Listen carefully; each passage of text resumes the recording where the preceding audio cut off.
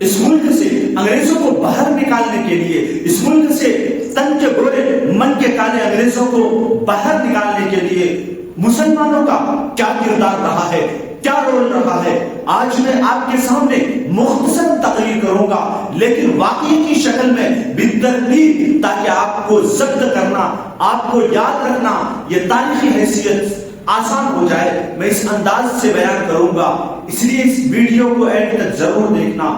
جو قوم اپنے اکابر کے، اپنے بڑوں کے، علماء کی تاریخ کو یاد نہیں رکھتے، وہ قوم کبھی آگے نہیں بڑھ سکتی ہے، وہ قوم کبھی ترقی نہیں کر سکتی ہے۔ اس لیے ہمارے بڑوں کے، ہمارے آبا و اجداد کے، ہمارے اکابر کی جو قربانیاں ہیں، جو انہوں نے خون بہایا ہے، اگر ہم ان کی تاریخی حیثیت کو بھلا دیں گے، یاد رکھنا کبھی وہ قوم ترقی نہیں کر سکتی ہے، کبھی وہ قوم آگے نہیں بڑھ سکتی ہے، ہر وقت وہ احساس کمتری میں مبتلا رہے گا۔ اس لیے آج کل مسلمان احساس کمتری میں مبتلا ہے، وہ سوچتے ہیں کہ اس ملک میں ہمارا کوئی حصہ نہیں ہے، حالانکہ تاریخی حیثیت سے اگر دیکھا جائے تو مسلمانوں کا جتنا ہاتھ اس ملک کو آزاد کرانے میں ہے، اتنا ہاتھ کسی اور کا نہیں ہے۔ اس لیے ہمیں تاریخی حیثیت سے اس واقعے کو، اس تاریخ کو یاد رکھنے کی ضرورت ہے۔ میں مختصر انداز میں اس واقعے کو بیان کرتا ہوں، تاریخی حیثیت کو ضرور یاد رکھنا۔ اس ملک میں انگریز کیسے آیا، اور پھر اس ملک میں کس نیت سے انگریز آیا، اور کس ارادے سے، ناپاک ارادے سے آیا، اور ملک کو کس طرح قبضہ کیا، یہ ساری باتیں اس تقریر کے اندر آئیں گی۔ تقریباً 1600 سے انگریزوں کا آمد و رفت سلسلہ جاری رہا۔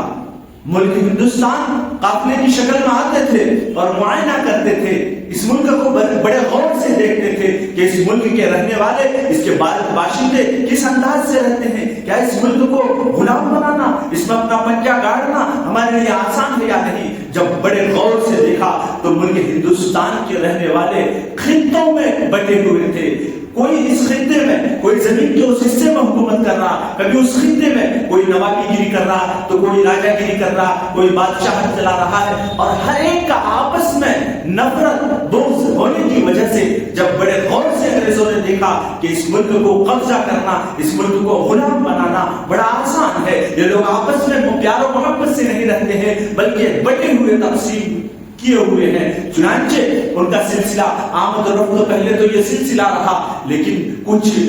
دنوں، کچھ سال گزرنے کے بعد پھر وہ اس ناپاک ارادے سے بنگال میں ایسٹ انڈیا کمپنی کے نام سے اپنا قبضہ جمانے کی کوشش کی۔ ایسٹ انڈیا کمپنی کے نام سے وہاں انہوں نے اپنا قدم جمایا اور تھوڑی سی زمین لی، اور وہیں سے اس ملک کو غلام بنانے کی سازش میں لگے رہے۔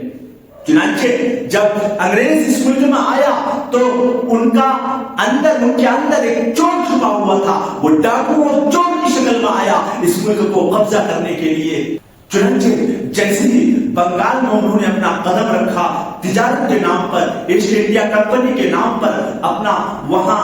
سکہ جمایا، تو سب سے پہلے جنہوں نے محسوس کیا، جنہوں نے بھاپا کہ یہ انگریز اس ملک میں تجارت کے لیے نہیں بلکہ اس ملک کو غلام بنانے کے لیے آیا ہے، یہ سب سے پہلے محسوس کرنے والے، سب سے پہلے بھاگنے والے کون تھے؟ یہ نواب سراج الدولہ علیہ الرحمہ تھے، جنہوں نے سب سے پہلے محسوس کیا۔ وہ صرف ایک مجاہد نہیں بلکہ اللہ کے ولی بھی تھے، وہ دل کی روشنی سے بھاپا انگریزوں کے اس چوری کی شکل میں جو آیا، ڈاکو بن کر اور چور بن کر،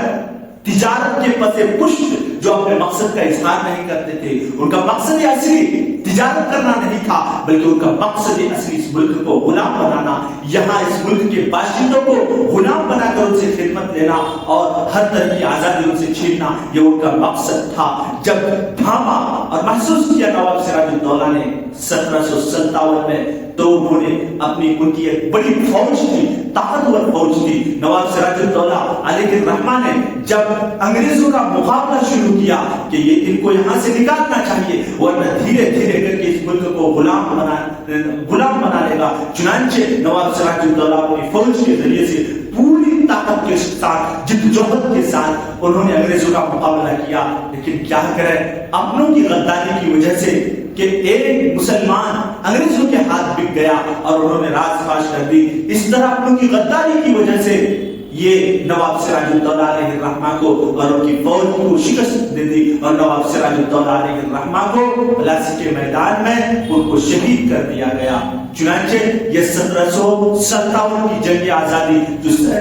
جنگ تھی جو سب سے پہلے مسلمانوں نے لڑی، اس میں کوئی غیر شہید نہیں تھا، اس میں صرف مسلمان کا ہی ہاتھ تھا۔ اس کے بعد جب نواب سراج الدولہ کو شکست دے دی، اس کے بعد ٹیپو سلطان علیہ الرحمہ جو بہت بڑے مجاہد تھے، خاندانی مجاہد تھے، ان کے والد بھی مجاہد تھے، اور ان کو محسوس ہوا، انہوں نے بھاپا تو 1799 1800 سے پہلے ایک سال پہلے 1799 میں انہوں نے اپنی فوج کے ذریعے سے انگریزوں سے مقابلہ کیا اور ڈٹ کر مقابلہ کیا۔ انگریز ٹیپو سلطان علیہ الرحمہ سے ڈرتے تھے، تھراتے تھے، کانپتے تھے۔ ان کا کہنا تھا جب تک اس ملک میں ٹیپو سلطان یا اس جیسے لوگ رہیں گے ہم اس ملک کو غلام نہیں بنا سکتے۔ چنانچہ ٹیپو سلطان کو شہید کرنے کا ہاتھ اپنا ہی تھا، اپنوں کی غداری کی وجہ سے، اپنوں کی دھوکہ دہی کی وجہ سے ٹیپو سلطان بھی اور ان کے قوم کو، ان کی فوج کو بھی شہید کر دیا گیا۔ اپنوں کی غداری کی وجہ سے جہاں کہیں بھی مسلمانوں کو نقصان ہوا ہے وہ اپنوں کی منافقت، اپنوں کی غداری کی وجہ سے ٹیپو سلطان کو اور ان کی فوج کو بھی شکست دے دیا۔ ٹیپو سلطان کے چہرے پر اللہ نے وہ رعب، وہ دبدبا رکھا تھا کہ جب ان کو شہید کر دیا گیا تھا تب بھی انگریز ان کے لاش کے پاس کھڑے ہونے سے ڈرتے تھے، تھراتے تھے، کانپتے تھے۔ دو دن گزرنے کے بعد انگریز ایک دو قدم کر کے ٹیپو سلطان کے لاش کے پاس جا کر اعلان کرتا ہے کہ آج سے ملک ہمارا ہے، آج سے ملک غلام ہو چکا ہے۔ اس کو اتنا یقین ہو گیا تھا کہ ٹیپو سلطان جب تک زندہ رہے گا تب تک اس ملک کو غلام بنانا آسان نہیں ہے، ناممکن ہے۔ لیکن جیسے ہی ان کو شہید کر دیا گیا انگریزوں نے یہ اعلان کر دیا کہ یہ ملک ہمارا ہے، اب یہ ملک غلام ہو چکا ہے۔ بہرحال جب ٹیپو سلطان اور ان کی فوج کو شہید کر دیا گیا تو پھر 1803 میں شاہ عبدالعزیز بہدل دہلوی رحمۃ اللہ علیہ نے ایک فتویٰ دیا کہ ملک غلام ہو چکا ہے، یہ ملک دارالحرب ہو چکا ہے، اب ہر فرد کی ذمہ داری ہے کہ اس ملک سے انگریزوں کو نکالنے کے لیے جہاد کرے، جہاد فرض ہو چکا ہے۔ یہ فتویٰ تھا جو آگ کی طرح پورے ہندوستان میں پھیل گیا۔ یہ کوئی گولہ یا بم بارود نہیں تھا بلکہ ایک فتویٰ تھا جو پورے مسلمانوں کے جسم میں خون کو کروا دیا، اور پھر ایک جنگی تیاری شروع ہو گئی، اور 1857 سے سارے ملک والے مل کر انگریزوں کا مقابلہ شروع کیا، یعنی ہندو، مسلم، سکھ، عیسائی سب نے مل کر 1857 میں ایک جنگ لڑی گئی جو شکست ہوئی، لیکن ان کو بہت ہی مشکل کا سامنا کرنا پڑا، اور 1857 کی اس جنگ میں ملک ہندوستان کے لوگوں کو شکست کھانی پڑی اور انگریز اس میں بھی جیت گئے۔ لیکن نقصان سب سے زیادہ مسلمانوں کو اور خاص طور پر علماء کو ہوا کہ علماء کو پھانسی کے پھندوں پر چڑھا دیا گیا، گولیوں کا نشانہ بنا دیا گیا۔ تقریباً 1 لاکھ علماء کو پھانسی کے پھندوں پر چڑھایا گیا، ان کو گولیوں کا نشانہ بنایا گیا۔ اس ملک میں 1857 کی جنگ کی ناکامی کے بعد ہندوستان میں گنے چنے لوگ رہ گئے تھے۔ بھاری تعداد میں، ایک بڑی تعداد میں لوگوں کی کمی کا احساس ہوا اور مسلمانوں کی ایک بڑی تعداد کو شہید کر دیا گیا۔ ملک کا ایک دم دل ٹوٹ چکا تھا، اب کیسے افراد تیار کرے، پھر کیسے دوبارہ ان سے مقابلہ کیا جائے۔ چنانچہ اللہ تعالیٰ نے علماء دیوبند سے ایک کام لیا جو پوری دنیا کی تاریخ کبھی بھلا نہیں سکتی ہے، تاریخ کبھی بھلا نہیں سکتی ہے۔ جنگ آزادی میں اگر دیوبند کو شامل نہ کیا جائے اور علماء دیوبند کی قربانیوں کو شامل نہ کیا جائے تو کبھی بھی یہ تاریخ پوری نہیں ہو سکتی ہے۔ جب 1857 کی جنگ میں جب ملکی بھائیوں کو، ہمارے ملک کے بھائیوں کو شکست کھانی پڑی اور مسلمانوں کو اور غیروں کو سب کو جب نقصان پہنچایا گیا، افراد کی قلت کی وجہ سے علماء دیوبند نے دارالعلوم دیوبند کی بنیاد ڈالی، اور وہاں سے 2 مقصد کے تحت دارالعلوم دیوبند کی بنیاد ڈالی۔ پہلا مقصد یہ تھا کہ اس ملک سے ہم مجاہدین، اس ادارے سے ہم مجاہدین آزادی تیار کریں گے جو آگے چل کر انگریزوں کا مقابلہ کریں گے اور انگریزوں کو اس ملک سے نکالیں گے. دوسرا مقصد اسلام کی حفاظت، قرآن و حدیث کی حفاظت اور اسلام کی تحفظ و بقا کا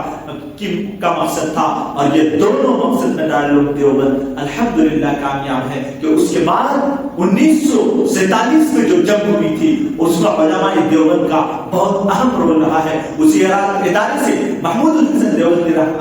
رحمت اللہ علیہ جو جن کے رگو رشے میں جہاد خون میں انگریزوں کی نفرت بھری ہوئی تھی، وہ ہر وقت بے چین رہتے تھے، ہر وقت ٹینشن میں رہتے تھے کہ کب کیسے اس ملک سے انگریزوں کو نکالا جائے. چنانچہ اسی ایک تحریک انہوں نے چلائی، تحریک ریشمی رومال، جو پڑھنے کے قابل ہے. اس تحریک میں اس ملک سے انگریزوں کو کیسے نکالا جائے اس میں انہوں نے ایک ترتیب بتائی تھی، اس میں ایک ترتیب نظام قائم کیا تھا. اتفاق سے وہ راز فاش ہونے کی وجہ سے انگریزوں نے ان کو 3 سال کے لیے مالٹا کی جیل میں کالا پانی کی سزا دی. تو میرے محترم بزرگ دوستو،